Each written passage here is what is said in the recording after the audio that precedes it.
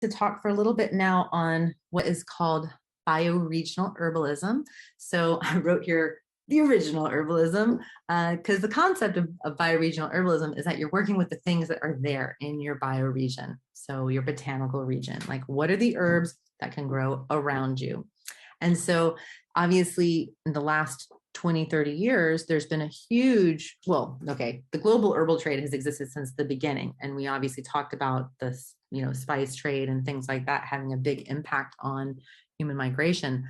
But it really amped up, especially in like the 80s and 90s and 2000s and the last decade. Oh my goodness, like it's banging the herbal trade, right? There's billions of dollars being made off of this.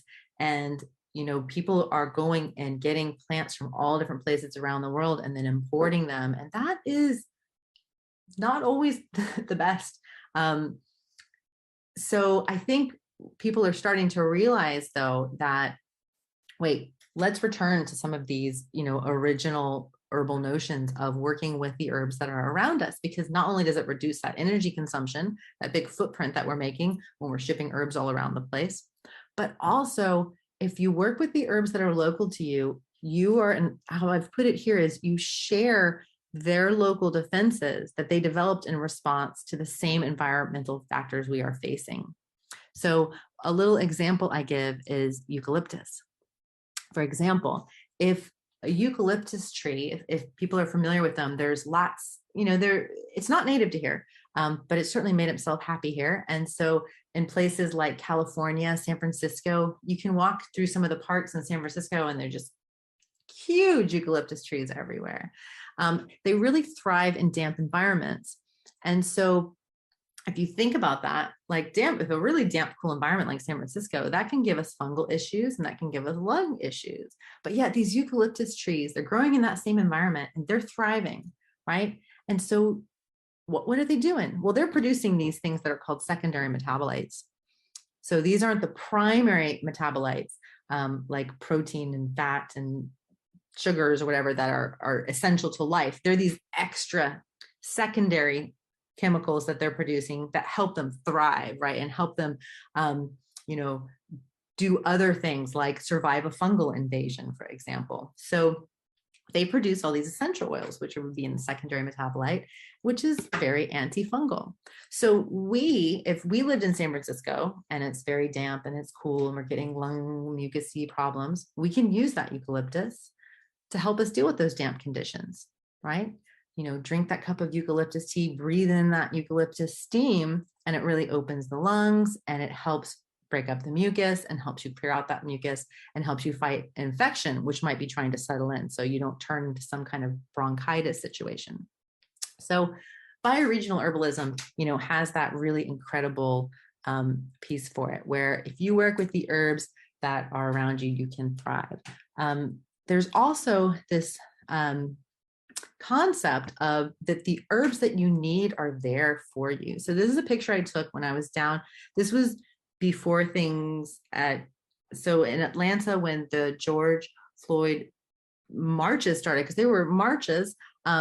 So I was down there that first day when there's a really big march that was planned, at kind of a normal thing where it starts around the CNN Center and at Centennial Park there, and then you kind of thread through town, and then you work your way to the Capitol. So it's a really common march path. And so, on there along with this march, and you could feel that there was a lot of energy, and then energy got, higher and higher. And by that night, things had gotten a bit, more violent. Because there was just a lot of anger and there was a lot of emotions that were needing to come out and that were coming out. And so the picture that's below here, this is a picture of something that grows in Atlanta. It's not native. It was brought to Georgia in the 1700s. It's called mimosa is the common name, and its botanical name is Albizia julibriscens. It's a beautiful tree. It's in the legume family. You can tell that by the leaves it makes. They're very legumy looking. And it is just a lovely plant, and it is so supportive for the heart and for what in Chinese medicine, because this is originally an Asian plant that you can find it in the Chinese Materia Medica, and it is for the Shen, which would be, you could kind of translate it as the spirit. So it's very uplifting and supportive and grounding and nurturing to the Shen. So it's great for angst or anxiety or emotional distress. And as the days went on in Atlanta, and we're in the middle of COVID fear and anxiety, and then you put onto that all the injustice that's going on, and then of course we had some additional, there was another killing that happened pretty soon after, and just really difficult. And everyone is having a really hard time. Lots of arrests are happening. So we were doing lots of jail support and dropping care packages to people as soon as they get out of jail, trying to provide them herbs. And one of the herbs, and this was the season that it was blooming, right? So this is when we're making this medicine. It's mimosa season. May, June, July are mimosa season. And so that herb that we needed at that moment is there for us. And so we were putting it in a lot of our remedies. We were pouring through it. So bioregional herbalism is about not only that, the herbs that are there can help you thrive, but also, just a reminder that like when you're in need, to take a look around and you'll find what you need. So this kind of brings me in a little bit to concepts of community herbalism. And when I introduced at the beginning to Herbalista and the work that we do, you could see that we're kind of a community-based herbal project and program. And so I wanted to kind of hone in on that a little bit now.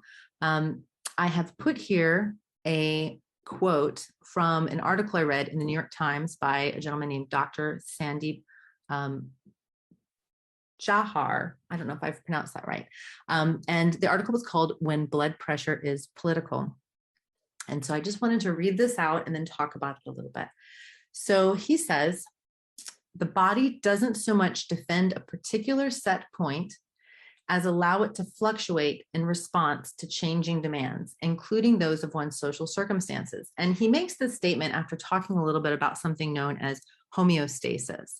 And people often think of human health as being, that there's this ideal and that you try to stay in that balance. And that ideal is 120/80, right? If you're talking about blood pressure, for example, and that we use all these blood pressure medications to keep someone's blood pressure right there. But the fact of the matter is, that's not what the body always wants to be at. The body doesn't always want to be at 120/80 because sometimes the body needs to be ready to run away from a saber-toothed tiger. It needs the blood pressure to go up. Sometimes, you're sleeping and you hope your blood pressure really goes down while you're relaxing and everything's relaxed. Sometimes, you're having sex and you want that blood pressure to be going up again. So the body doesn't always want to just be at this static point. The body, when it's healthy, when it's vital, it wants to fluctuate in response to changing demands. This is what he said here, fluctuate in response to changing demands. So that includes what's around us. That includes our social circumstances. That includes our environmental circumstances. So he's saying this as a doctor. I mean, this is clear. This is how the body behaves. So he says today it is clear that chronic diseases like hypertension, diabetes, and heart failure are inextricably linked to the state of our neighborhoods, jobs, and families. And we must use this information in the fight against rising income inequality, high imprisonment rates, and other social problems. So as a doctor, he is saying we understand how the body works, and we know that these chronic diseases are being driven by social circumstances. And so once we know that, we can never unknow that, right? So to be in healthcare means that we are engaged in social circumstances and the understanding that we need to support people to get access to the things they need, to have access to good food, good housing, good healthcare, obviously, good education, to feel like they're protected and they're safe and they're not being constantly exposed to violence. Like there's certain things that we need if we want to be able to support health. So, when doctors are told to stay out of politics, I just think that is crazy, because if a doctor really cares about someone's health, they are going to care about those social circumstances and those politics. So community herbalism is a philosophy of health and healing that extends beyond the individual, and it considers the larger ecosystem. Health is more than just your own isolated internal dynamics. It's a response to our relationships. It's a response to our environment, to our access to care, the cultural and social structures we are immersed in, and so much more. So, this is very much with those other themes that we've seen happening, right? It's not just about the individual. We've got to look at that individual in their larger environment. And that environment isn't just, is it a cold, damp country or a hot, dry country? That environment is also the social relationships that are happening around us, the social stressors that are happening around us. So on the website, we've got a couple sections where some of these concepts are explored. So I'm going to try to do my little switcheroo. Okay, so under resources, this is the herbalista.org website. If you scroll down to links, this is where I link to lots of things kind of outside of the website. Flowering tops of pedicularis, which is a lovely plant.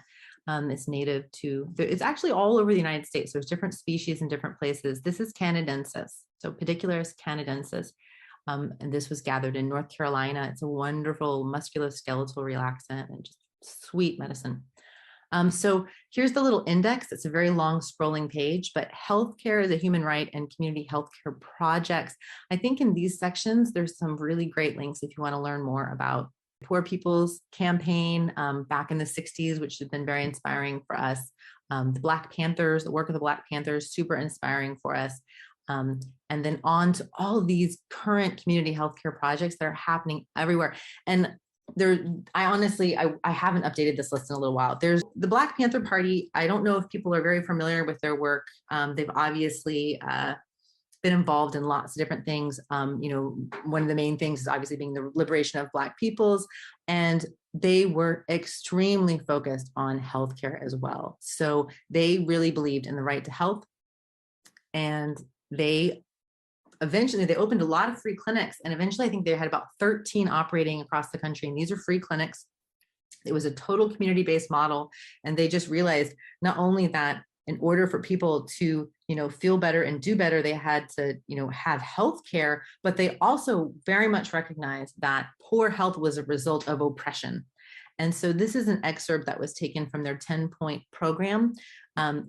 We want completely free healthcare for all Black and oppressed people. We believe that the government must provide free of charge for the people health facilities, which will not only treat our illnesses, most of which have come about as a result of our oppression, but which will also develop preventative medical programs to guarantee our future survival. I think this was added to the program, which I think was first maybe elucidated their point maybe in 70, and I think this was 72. They added this point on. By then they were like, yeah, we've got to focus on this. Here is a picture of one of their free health centers. Look at this little mobile unit there. Loving it. So they had a lot of different free health centers. They also did work like free school lunches and food for kids at school, because how are you going to study if you're hungry? Really doing that community work. So just want to give some props to their really creating these wonderful models that we can look at and be inspired by. So at Herbalista, we do strive for a community-based model of healthcare, again, based on solidarity and not charity. We create these different programs in a way that we hope keeps the costs down, that allows us to kind of learn from each other and give us all the chance to serve. So we have noticed, since the work started, the Herb Bus, first rolled out, it's, oh my God, actually today is the anniversary of the February 6th is the anniversary of the first Herb Bus clinic that we ever did. So the Herb Bus is 9 years old today. And, since that first little clinic, and you come through these years, you can just feel it. You can feel the herbal fabric in Atlanta has become stronger, and our support for each other, I call it a community care network, has really been created, because, it wasn't just about herbal medicine. It was about all kinds of things, about food supports. It was about, other kinds of healthcare practitioners. It was about other kinds of services that you could have access to. It was about mental health care. It was about, all these things. And, once you start doing that work and you start finding other people doing that work, and you come together and you make those connections, it really can make a difference. And so, we saw people feeling healthier, growing stronger. And so obviously, I was just talking about all the connections it was down to, but obviously also it's just from working with plants too. Plants are healing. That's an important connection just of its own, and one that is foundational. We wouldn't be here without the plants. We care so much about community healthcare that we have dedicated several resources from the people's rally. I think this was the day that Trump got inaugurated or something. So we had a big protest in Atlanta, and me and some of the Herbalistic crew ran as street medics. And so I did want to also just really quickly share a little bit about street medic work. Street medics have played a really important role in social movements throughout our history, and they really began kind of maybe being termed that a bit in the 60s with the civil rights movement. There was the Medical Presence Project, which was in the South. A lot of times proper medical care wasn't being given to protesters, people engaged in the civil rights movement. And so medical professionals started traveling to the South to offer that themselves, just on the lines, as opposed to allowing people to just suffer in the streets and not get the help because the ambulance wouldn't support, or people weren't getting cared for well at the hospital. So out of that grew something called the street medic work. And street medics have been at so many different things. Like after Hurricane Katrina, I mean, they were some of the first people in there setting up clinics. Standing Rock, they were some of the people helping set up those clinics. The American Indian movement, Occupy Wall Street. It's definitely a really wonderful tradition, and there's different trainings that are involved, but it still is a people-based. A lot of the things that are taught even at these trainings are teaching different concepts of self-care, things that as a street medic, obviously you have to learn to care for yourself first before you can care for somebody else, and also really in the concepts of consent. We teach a lot about consent within street medicine work, because so often people, aren't respected in that way in the medical establishment. And so it's all about, knowledge and self-empowerment. And there's a big section also on the website about street medicine. So there's a lot of resources out there. People probably have different street medic collectives in their neck of the woods. And even if you don't have one necessarily near you, you can get one going. You can, there's trainers who will travel around to offer those trainings. You can reach out to other street medic collectives and ask if somebody there would come and offer a training. There's tons of online resources these days. And so again, if you go to the website, there is, sorry about that, there's a street medicine section in that same resource links section. And here's just a little picture too of the Apollo House. This is where Anna and I met doing work. This was an occupation. And again, medics came in. I mean, as soon as I heard this was going on, I grabbed my kits and went down and was like, can I help? And help set up the wellness team there, offering folks, because, there was the constant threat of eviction from the police. And so offering folks, herbal care. We arranged for people to come and offer massages for people. I was set up foot care stations. There was paramedics who came to volunteer. There was all kinds of folks helping people stay strong and healthy, while this was going on.